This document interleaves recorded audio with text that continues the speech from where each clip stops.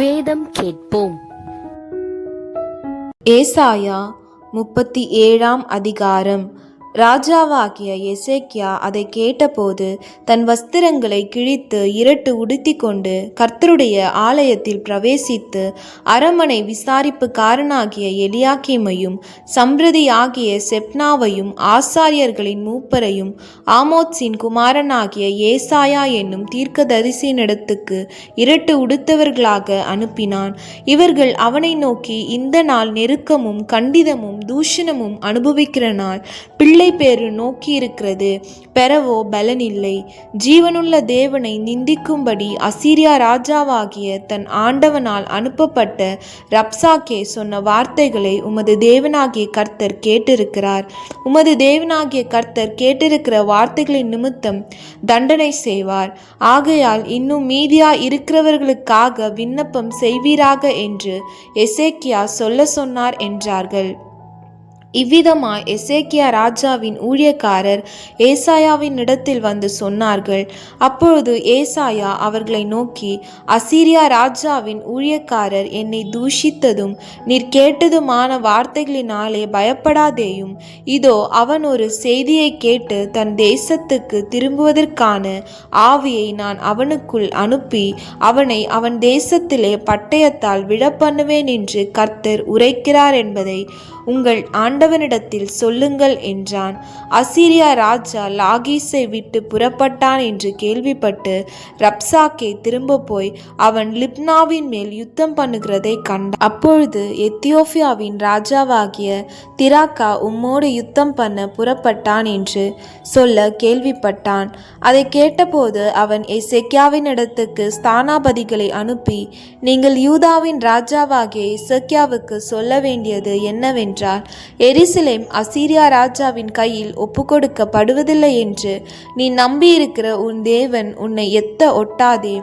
இதோ அசீரியா ராஜாக்கள் சகல தேசங்களையும் சங்கரித்த செய்தியை நீ கேள்விப்பட்டிருக்கிறாய். நீ தப்புவாயோ? என் பிதாக்கள் அழித்துவிட்ட கோசானையும் ஆரானையும் ரேத்சேப்பையும் தெலாசாரிலிருந்த ஏதோனின் புத்திரரையும் அவர்களுடைய தேவர்கள் தப்புவித்ததுண்டோ? ஆமாத்சின் ராஜாவும் அர்பாத்தின் ராஜாவும் செப்பர்வாயும் ஏனா ஈவா பட்டணங்களின் ராஜாவும் எங்கே என்று சொல்லுங்கள் என்றான். எசேக்கியா ஸ்தானாபதிகளின் கையிலிருந்த நிருபத்தை வாங்கி வாசித்தான். பின்பு எசேக்கியா கர்த்தருடைய ஆலயத்துக்கு போய் அதை கர்த்தருக்கு முன்பாக விரித்து கர்த்தரை நோக்கி, சேனைகளின் கர்த்தாவே, கேருபீன்களின் மத்தியில் வாசம் பண்ணுகிற இஸ்ரவேலின் தேவனே, நீர் ஒருவரே பூமியில் ராஜ்யங்களுக்கெல்லாம் தேவனானவர். நீர் வானத்தையும் பூமியையும் உண்டாக்கினீர். கர்த்தாவே, உமது செவியை சாய்த்து கேளும். கர்த்தாவே, நீர் உமது கண்களை திறந்து பாரும். சனகரிப் ஜீவனுள்ள தேவனை நிந்திக்கும்படிக்கு சொல்லி அனுப்பின வார்த்தைகளை எல்லாம் கேளும். கர்த்தாவே, அசீரியா ராஜாக்கள் அந்த ஜாதிகளையும் அவர்கள் தேசத்தையும் நாசமாக்கி அவர்களுடைய தேவர்களை நெருப்பிலே போட்டுவிட்டது மெய்தான். அவைகள் தேவர்கள் அல்லவே, மனுஷர் கைவேலையான மரமும் கல்லுந்தானே. ஆகையால் அவைகளை நிர்த்துளி ஆக்கினீர். இப்போதும் எங்கள் தேவனாகிய கர்த்தாவே, நீர் ஒருவரே கர்த்தர் என்று பூமியின் ராஜ்யங்கள் எல்லாம் அறியும்படிக்கு எங்களை அவன் கைக்கு நீங்களாக்கி ரட்சியும் என்று விண்ணப்பம் பண்ணினான். அப்பொழுது ஆமோத்சின் குமாரனாகிய ஏசாயா எசேக்கியாவுக்கு சொல்லி அனுப்பினது, இஸ்ரவேலின் தேவனாகிய கர்த்தர் உரைக்கிறது என்னவென்றால், அசீரியா ராஜாவாகிய சனகரிப்பின் நிமித்தம் நீ என்னை நோக்கி விண்ணப்பம் பண்ணினாயே, அவனை குறித்து கர்த்தர் சொல்லுகிற வசனமாவது, சியோன் குமாரத்தி ஆகிய கன்னியாஸ்திரி உன்னை இகழ்ந்து உன்னை பரிகாசம் பண்ணுகிறார். எருசலேம் குமாரத்தி உன் பின்னாலே தலையை துலுக்குகிறாள். யாரை நிந்தித்து தூஷித்தாய்? யாருக்கு விரோதமாய் உன் சத்தத்தை உயர்த்தினாய்? நீ இஸ்ரவேலின் பரிசுத்தருக்கு விரோதமாய் அல்லவோ உன் கண்களை மேட்டிமையாய் ஏறெடுத்தாய். உன் ஊழியக்காரரை கொண்டு நீ ஆண்டவரை நிந்தித்து, என் ரதங்களின் திரளினாலே நான் மலைகளின் கொடு முடிகளுக்கும் லீபனோனின் சிகரங்களுக்கும் வந்து ஏறினேன். அதன் உயரமான கேதுரு மரங்களையும் உச்சிதமான தேவதாரு விருட்சங்களையும் நான் வெட்டி உயர்ந்த அதன் கடைசி எல்லை மட்டும் அதன் செழுமையான வனம் மட்டும் வருவேன் என்றும், நான் கிணறு வெட்டி தண்ணீர் குடித்தேன். என் உள்ளங்காலினால் அருணிப்பான இடங்களின் அகழிகளை எல்லாம் வரளவும் பண்ணினேன் என்று சொன்னாய்.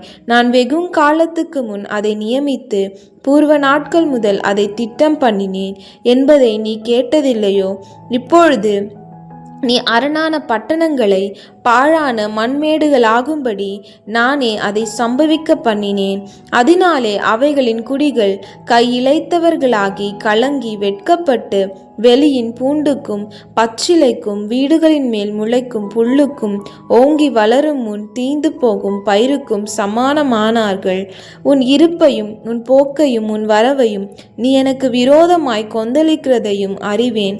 நீ எனக்கு விரோதமாய் கொந்தளித்த வீரியம் பேசினது என் செவிகளில் ஏறினபடியினாலே நான் என் துரட்டை உன் மூக்கிலும் என் கடிவாளத்தை உன் வாயிலும் போட்டு நீ வந்த வழியே உன்னை திரும்ப பண்ணுவேன். உனக்கு அடையாளமாய் இருப்பது என்னவென்றால், இந்த வருஷத்திலே தப்பி பயிராகிறதையும் 2ஆம் வருஷத்திலே தானாய் விலகிறதையும் சாப்பிடுவீர்கள். 3ஆம் வருஷத்திலோ விதைத்து அறுத்து திராட்சை தோட்டங்களை நாட்டி அவைகளின் கனிகளை புசிப்பீர்கள். யூதா வம்சத்தாரில் தப்பி மீந்திருக்கிறவர்கள் மறுபடியும் கீழே வேர்பற்றி மேலே கனி கொடுப்பார்கள். மீதியாய் இருக்கிறவர்கள் எருசலேமிலும் தப்பினவர்கள் சீயோன் மலையிலுமிருந்து புறப்படுவார்கள். சேனைகளுடைய கர்த்தரின் வைராக்கியம் இதை செய்யும். ஆகையால் கர்த்தர் அசீரியா ராஜாவை குறித்து, அவன் இந்த நகரத்துக்குள் பிரவேசிப்பதில்லை, இதின்மேல் அம்பு எய்வதுமில்லை, இதற்கு முன்பாக கேடகத்தோடே வருவதுமில்லை, இதற்கு எதிராக கொத்தளம் போடுவதுமில்லை. அவன் இந்த நகரத்துக்குள் பிரவேசியாமல் தான் வந்த வழியே திரும்பி போவான். என் நிமித்தமும் என் தாசனாகிய தாவீதின் நிமித்தமும் நான் இந்த நகரத்தை இரட்சிக்கும்படிக்கு இதற்கு ஆதரவாய் இருப்பேன் என்பதை கர்த்தர் உரைக்கிறார் என்று சொல்லி அனுப்பினான். அப்பொழுது கர்த்தருடைய தூதன் புறப்பட்டு அசீரியரின் பாளையத்தில் 180,000 பேரை சங்கரித்தான். அதிகாலமே எழுந்திருக்கும் போது இதோ அவர்கள் எல்லாரும் செத்த பிரேதங்களாய் கிடந்தார்கள். அப்பொழுது அசீரியா ராஜாவாகிய சனகரிப் பிரயாணப்பட்டு திரும்பி போய் நினிவேயில் இருந்து விட்டான். அவன் தன் தேவனாகிய நிஸ்ரோக்கின் கோவிலிலே பணிந்து கொள்ளுகிற போது அவன் குமாரராகிய அத்ரமலேக்கும் சரேத்சேரும் அவனை பட்டயத்தினால் வெட்டி போட்டு அரரா தேசத்துக்கு தப்பி ஓடி போனார்கள். அவன் குமாரனாகிய எஸ்ராத்தோன் அவன் பட்டத்திற்கு வந்து அரசாண்டான்.